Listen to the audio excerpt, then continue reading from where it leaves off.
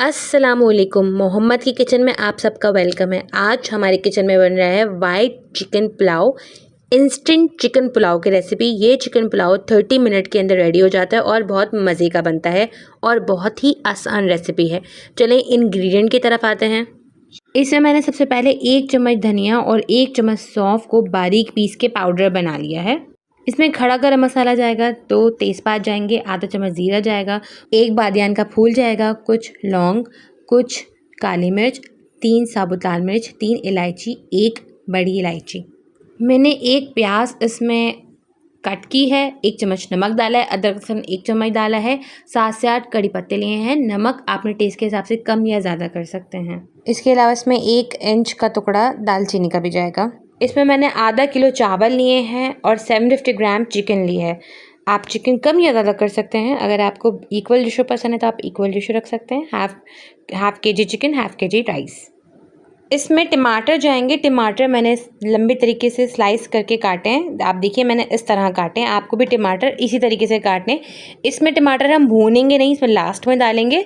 तो टमाटर लास्ट में खड़े खड़े आएंगे तो खूबसूरत लगेंगे। रेड कलर का और वाइट कलर का पुलाव बहुत प्यारा लगता है और जायका भी बहुत अच्छा आता है। आप ट्राई कीजिएगा ज़रूर। रेसिपी स्टार्ट करते हैं। ऑयल लेंगे। ऑयल इसमें थोड़ा ज़्यादा जाता है। पुलाव में ऑयल अगर ज़्यादा हो तो ही पुलाव का जायका अच्छा आता है। आप चाहें तो घी भी यूज़ कर सकते हैं।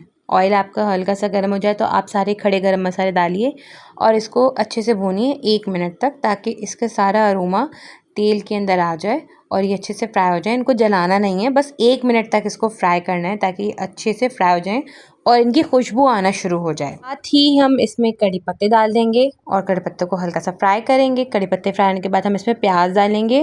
प्याज मैंने इसमें 1 प्याज लिए और प्याज को हमें ज़्यादा डार्क ब्राउन नहीं करना। अगर हम प्याज डार्क ब्राउन करेंगे तो हमारे पुलाव का कलर डार्क हो जाएगा। हम वाइट पुलाव बना रहे हैं तो हमें प्याज ज़्यादा ब्राउन नहीं करनी। अगर हम प्याज ब्राउन करेंगे तो कलर हमारा वाइट नहीं आएगा राइस का। ये एक डिफरेंट पुलाव है, ट्राई कीजिएगा। इंस्टेंट है, 30 मिनट के अंदर बन जाता है। देखिए हमारी प्याज हमारी पिंक टू ब्राउन हो गई है, लाइट ब्राउन हो गई तो मैं इसमें चिकन डालूंगी और चिकन डाल के हम इसको फ्राई करेंगे।